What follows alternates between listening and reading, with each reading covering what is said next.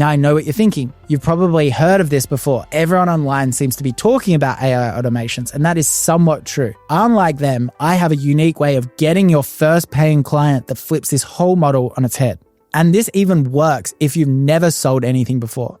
I want you to think about the average business for a second. They all have these repetitive tasks that staff hate doing. These are high volume, low skill processes that automation is perfect for. Even in our own team, we use these NAN flows to compile all of our competitors' top creatives and send them to our editors. It saves hours of manual research every single week. And it's a perfect example of how these tiny automations can make massive impacts. And most businesses have no idea how to set up any of these. And that's where you come in. Start by finding one real problem. Maybe it's a gym that spends hours manually replying to leads. Or maybe it's a store that wants to automatically email customers after purchase, but it needs to be quite a customized email. You don't need to be technical. Most of this can be done with a drag and drop workflow using NAN or Zapier. Instead of cold pitching random businesses and hoping someone says yes, start by building a tiny example of the automation that solves this problem. Show it to them in a way that makes the value very obvious. It doesn't need to be actually using their data or fully built out. Even if it's a simple mock-up or demo version,